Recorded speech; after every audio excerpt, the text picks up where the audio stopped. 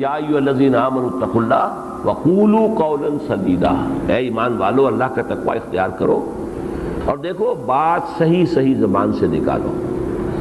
اس کا بھی خاص ایک معاملہ، یہ زبان کا تقوی جو ہے اس کا خاص معاملہ جو ہے عائلی زندگی سے ہے۔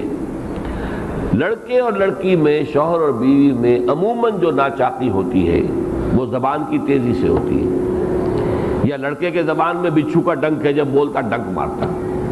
اب وہ اللہ کی بندی ہے، 100 دفعہ سہ جاتی ہے، 101ویں دفعہ وہ بھی بول پڑتی ہے، بس جب بول پڑی تو دونوں تالیاں جو ہیں ان سے تو پھر وہ بات بگڑے گی اب۔ یا یہ ہے کہ عورت بد زبان ہے، جھگڑا ہوگا۔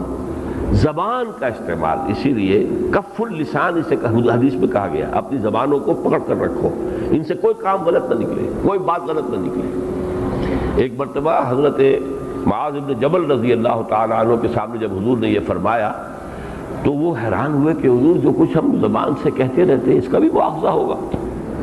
اتنے اونچے صحابی نے جب یہ پوچھا تو حضور نے، جو عرب کا ایک خاص رواج تھا، محاورہ تھا، سکلت کا امو کا یا معاذ، اے معاذ تمہیں تمہاری ماں روئے، میں تو سمجھتا تھا تم بہت سمجھدار آدمی ہو، لیکن واقعہ یہ ہے کہ تمہیں یہ بات معلوم نہیں کہ انسانوں کو اوندھے منہ جہنم میں گرانے والی چیز سب سے بڑھ کر اس زبان کی جو کھیتی ہے اس سے بڑی اور کوئی شے نہیں ہے۔